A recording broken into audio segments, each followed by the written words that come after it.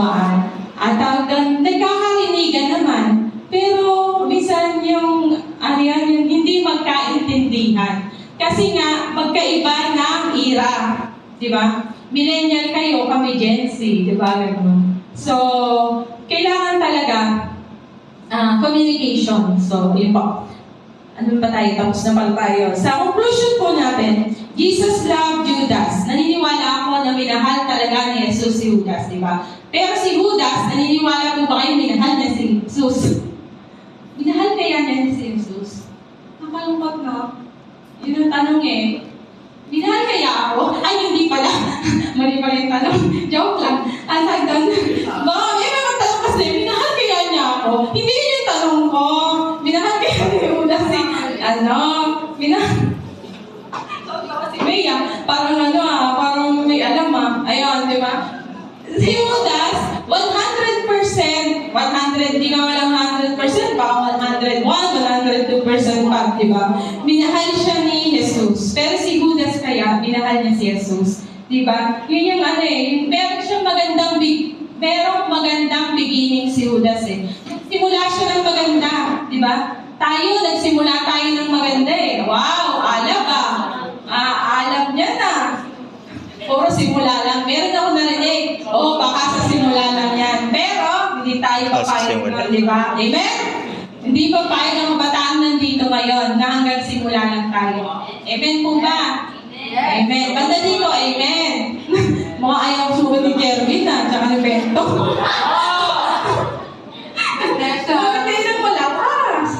Diba? Kasi nga may maganda kayong simula. Nakita ko yung magandang mga simula niyo So, sana magkaroon din tayo ng magandang ending. Wag yung tragic na ending kasi nga, ang buhay ni Judas, hindi na din magandang ending. Pero para sa atin, may magandang ending. Kasi diba, realization. So, tapos na daw ako, nagpangmadali.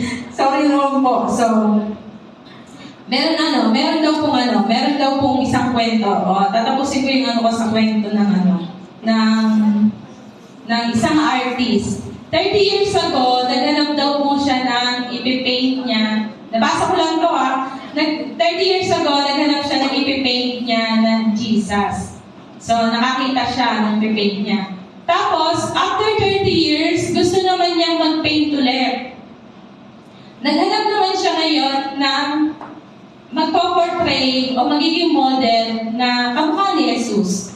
So, naghanap siya.